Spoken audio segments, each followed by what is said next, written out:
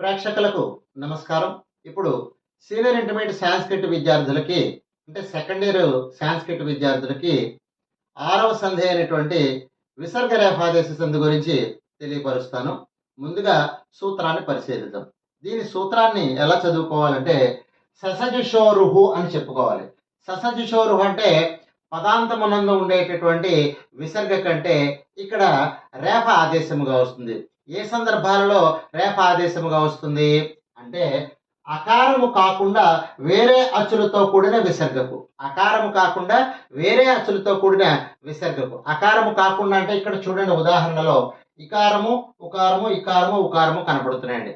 ఈ ఇకార ఉకారాలు లేదా ఏకార ఓకారాలు ఐకార ఔకారాలతో కూడినటువంటి విసర్గ కంటే అచ్చు గాని హల్లు గాని కనుక పరమైనట్లయితే ఈ విసర్గ రేఫగా మారుతుంది. దాని సూత్రంలో మనం కనుక పరిశీలించినట్లయితే అకారము కాకుండా వేరే అచ్చులతో కూడిన విసర్గకు అచ్చులు గాని హల్లులు గాని పరమైనట్లయితే రేఫాదేశమగును అని చెప్పుకోవాలి. ఇప్పుడు మనం ఉదాహరణల్లోకి వెళదాం.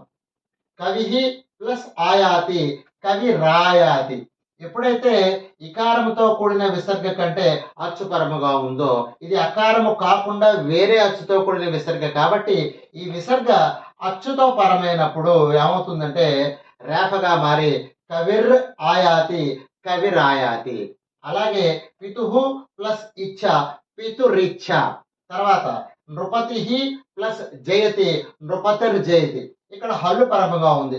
నృపతి అన్నప్పుడు ఇకారముతో కూడిన విసర్గ కంటే హల్లు పరముగా ఉంది. అలాగే హరిహి ప్లస్ గచ్చతి అన్నప్పుడు ఇకారముతో కూడిన విసర్గ కంటే హల్లు పరముగా ఉంది. అంటే అచ్చుపరమైన హల్లుపరమైన ఇక్కడ ఈ సూత్ర ప్రకారముగా ఈ విసర్గలు అనేటటువంటివి రేఫగా మారి కవిహి ప్లస్ ఆయాతి కవి రాయాతి పితుహు ప్లస్ ఇచ్చ పితురిచ్చ నృపతి ప్లస్ జయతి నృపతిర్ జయతి హరిహి ప్లస్ గచ్చతి హరిర్ గచ్చతి.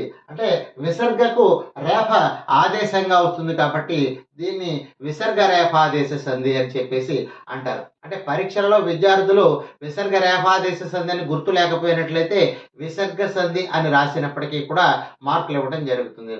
ఇప్పటికీ 6 సంధుల్లో విద్యార్థులు ఏ 3 సంధులైనా సరే తప్పనిసరిగా మీరు ఫాలో అవ్వచ్చండి.